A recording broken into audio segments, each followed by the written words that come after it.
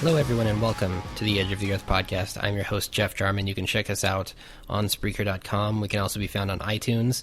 I also have a YouTube show that's kind of a comedy SNL thing on YouTube, which you can find under the Jeff Jarman Show, or probably just search my name either way.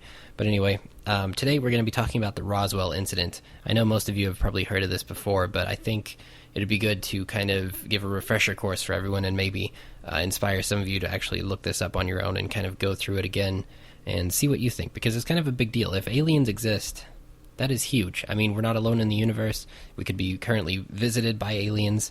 Some people say this sounds crazy. Others are open to the idea. It's also kind of an interesting thought about what makes some people more open to the idea of extraterrestrial life and what makes others so closed off to it. I don't know if some of it might be like a fear factor, or it's just maybe the religion doesn't allow them to have that belief, or there's a number of things that could cause it. I want to start off the podcast by thanking some of our newest followers on Spreaker. We're getting close to that 100 that we need. We're about at 81 followers right now, so I'm pretty proud of how many we've gathered at this point. Our latest followers, actually, are Deception Detection Radio. They're another podcast here on Spreaker, as is the Sacred Heart of Jesus Radio. Answers for the Paranormal also follows us. Stephanie from Facebook, she is a good friend of mine. She follows us as well. My brother Zach. Dwayne Hadley, he hosts the Hardcore Wrestling Podcast, which can also be found right here on Spreaker and also on iTunes.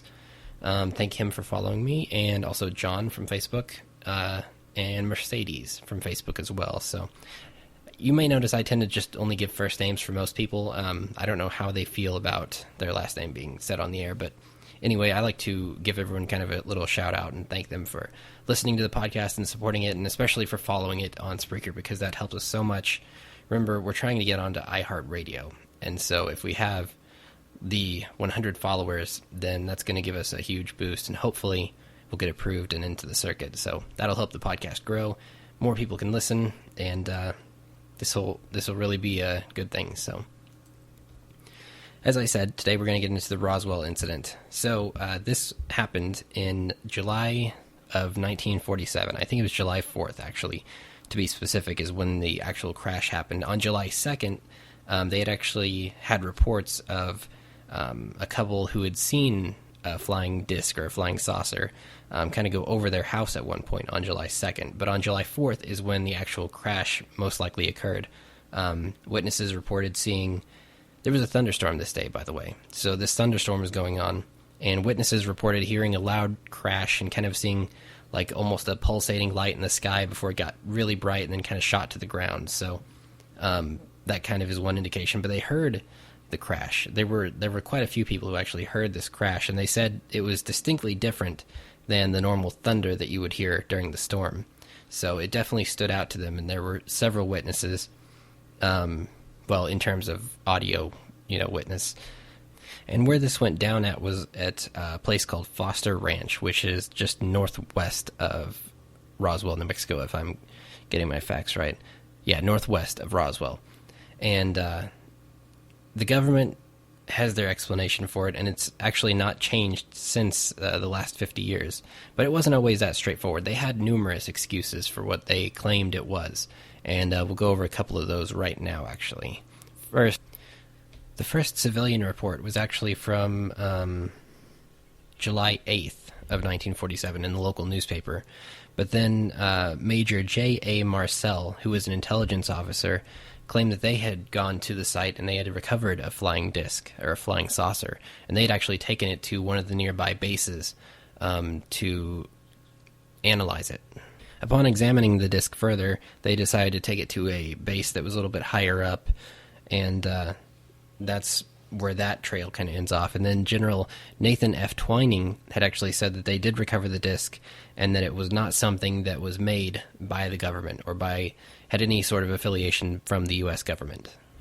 But then the very next day, they had General Roger M. Ramey, who is a commander of the 8th Air Forces with the headquarters, had cleared up this supposed mystery. He said that the bundle of tinfoil, broken wood beams, and rubber remnants of a balloon were sent here yesterday by Army AI transport in the wake of reports that it was a flying disc.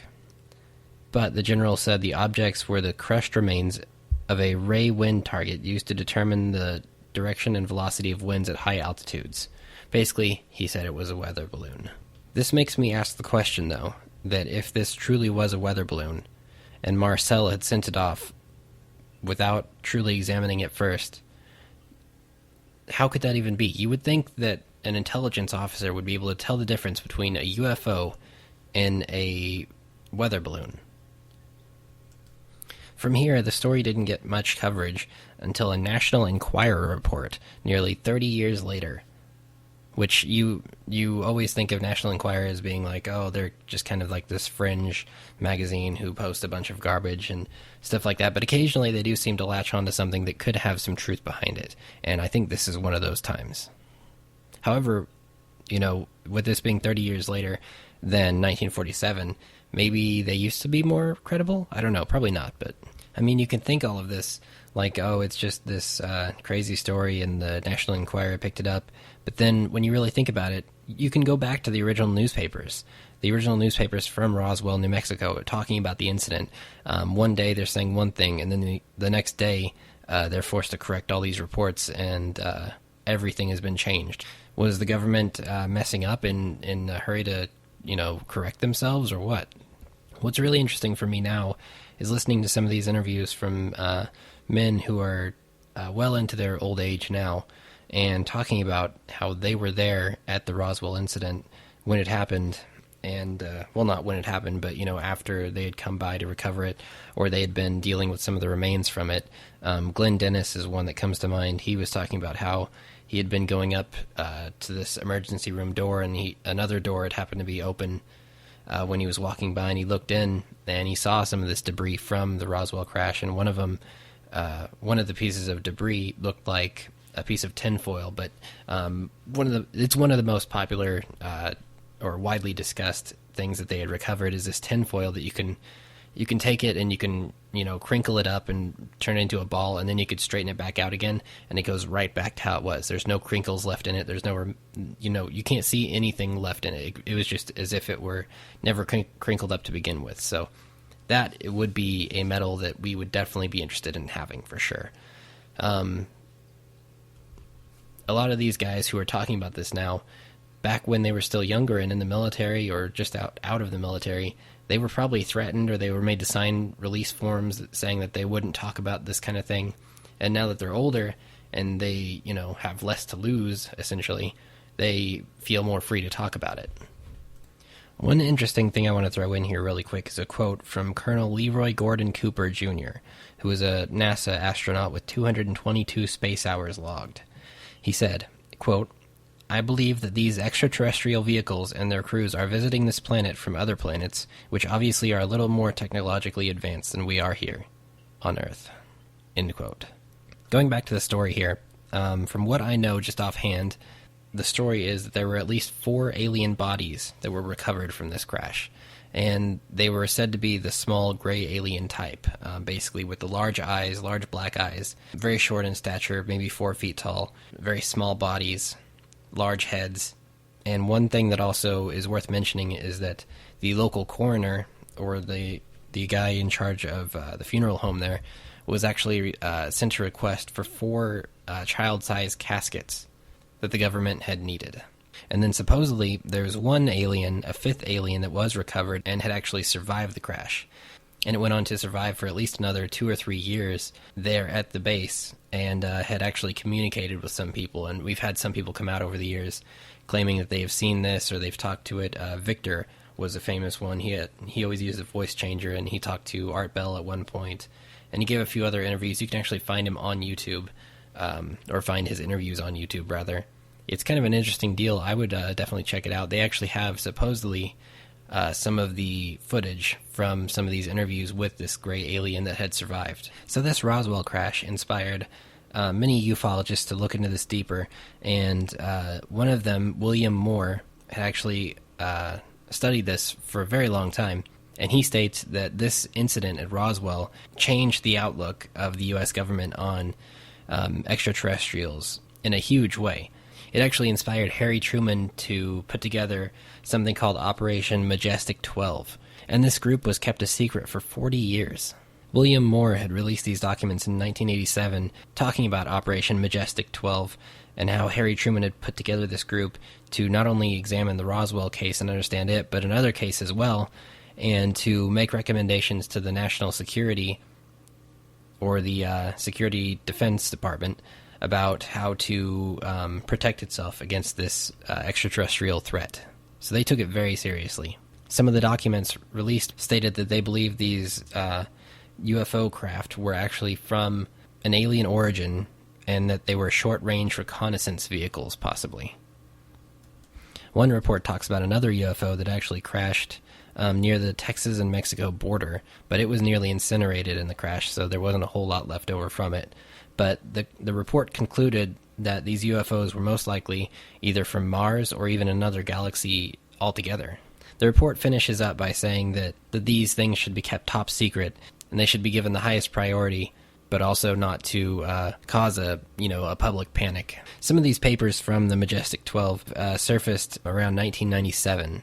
So if these papers are legitimate, then that would be the smoking gun in this Roswell case. But then some people have gone on to try and debunk William Moore and say that these documents are faked based on some of the wording in the writing, I guess, and then also they point to other possible cases that he's written about that could have been disinformation. And disinformation is a challenging thing because that is something that you have to deal with in the UFO field, in ufology, is that there's plenty of information out there that's either been put out by just hoaxers or the government itself maybe trying to hide these things. That's basically, like if you hear about a UFO on the news or something like that, they almost make a joke about it. They kind of laugh and go tee-hee, we saw something in the sky. I wonder if it was a little green man or something. This has been an ongoing thing for a really long time. And basically, if they can get people to not take it seriously, then even if something really does happen, then people aren't going to take it seriously, and it makes everyone else look stupid, basically.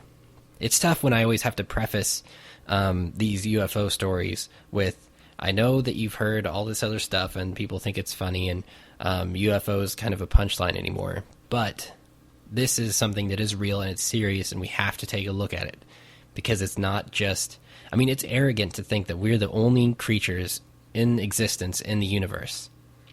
I said it in an earlier episode, there are 4 billion Earth-like planets in our galaxy alone, in the Milky Way galaxy, 4 billion. And think about how many galaxies are out there. And think about how many, we've only seen 4% of space. So we have a lot to sort through here. We have all this disinformation that they could be putting out to make it seem fake or just really crazy. And then we also have the real stuff and the real things that we need to examine. So it's like, where do you even start? But I believe the Earth is being visited by extraterrestrial craft. I think there's enough evidence or enough witnesses out there. And I'm talking about abductions, I'm talking about just regular sightings in the sky, I'm talking about close encounters, all of this. It's been around forever. You see, cave drawings, you see Egyptian hieroglyphs about all this stuff. It goes on and on. Every part of the world has seen something like this or has some sort of star people reference, like the Native Americans.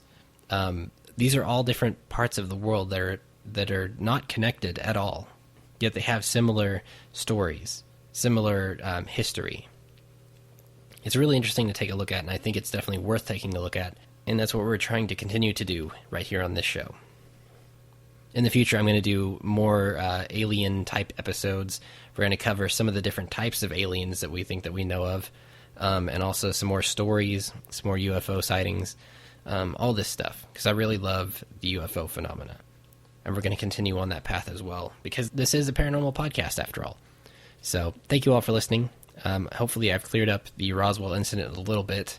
There's a lot more that you could go into if you researched online. There's plenty of information. Oh, and before I go, check out our website as well. It is www.jeffjarman.tk, or you can do www.edgeoftheearth.tk. Check out our website. It's got a good bit of information. All of our Jeff Jarman Show episodes, everything is there, really. So that's probably the easiest way to go. Yeah, so thank you all for listening, and I'll see you here next week at the edge of the Earth.